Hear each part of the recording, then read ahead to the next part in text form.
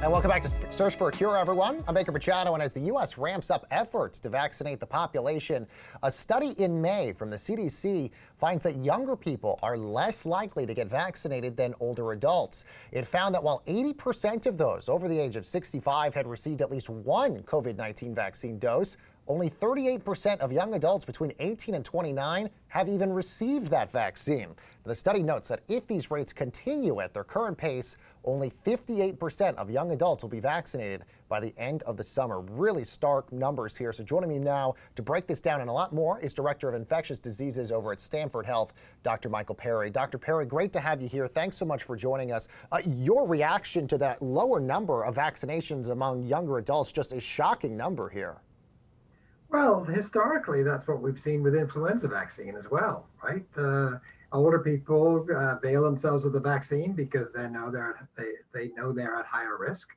Young people generally don't. There's an air of invincibility about people who are young adults. They don't get sick, and in fact, they are much less susceptible to the complications of both influenza and COVID. So the story is not so compelling, even though we know scientifically that they are certainly at risk and they serve to perpetuate the spread of the virus, both locally and nationally and internationally. So they're important, but they don't think that they're really susceptible.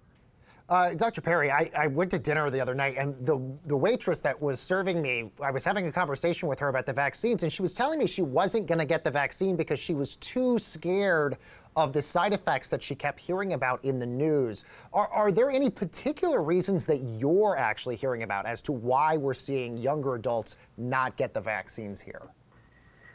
I think it's an issue of the feeling of being vulnerable or not. And young people generally feel that they're not vulnerable to these things. Clearly, we don't see the extent of disease in young adults that we see in older adults. Our hospital patients are generally over the age of 65. Complicated COVID cases occur in this group. In a younger group, they're few and far between, but they do occur. And the risk benefit of the vaccine is very clear.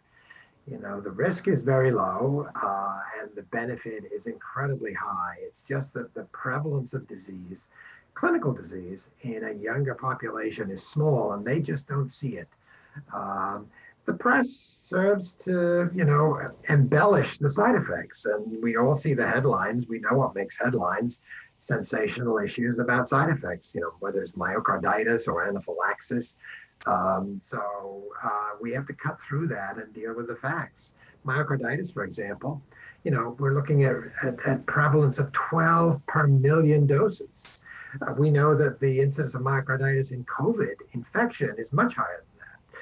So the risk benefit is really clear. It's a matter of getting out the message and cutting through the sensationalism that goes along with these adverse events. Absolutely, especially given the fact that 99% of the COVID deaths that we're seeing right now are people who were unvaccinated.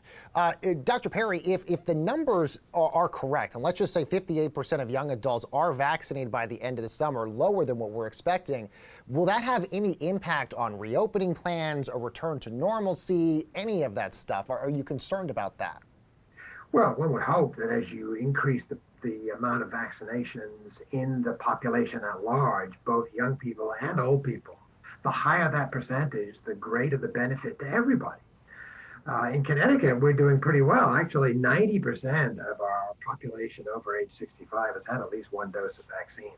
A tremendous achievement in that age group. But as you point out, we're struggling with the 30-year-olds and the 40-year-olds.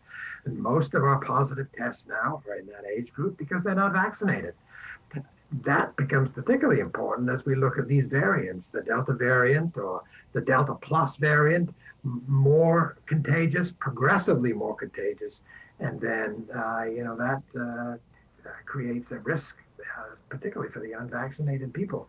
Less than 1% of people hospitalized now with COVID are vaccinated, and much less than 1% are fatal.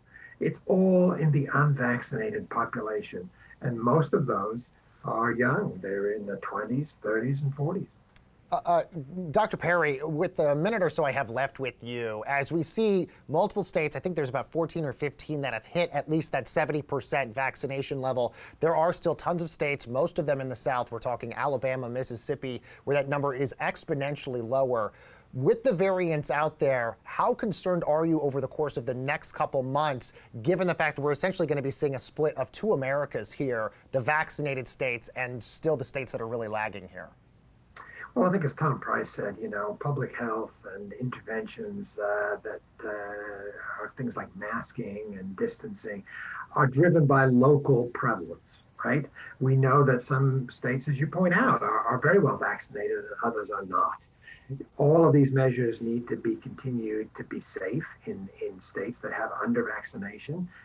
You can be much freer and much safer in states that are well vaccinated. So I think these decisions have to be made on a local level, not just a state level, but even within states. The CDC has a heat map showing the prevalence of vaccination and the prevalence of disease, and it is all over the map in this country. Very low prevalence areas like Connecticut right now, high vaccination rates. But on the other hand, you look at other areas of the country, very low vaccination rates and high prevalence rates and high hospitalization rates. Some places are looking at surges that we saw last April, where there's not that good vaccination rates. So it's a local decision that needs to be made. But the country as a whole has to move to a much higher vaccination rate than where we are now. Absolutely. Dr. Michael Parry, always a pleasure to have you here on Cheddar News. He's the Director of Infectious Diseases over at Stamford Health.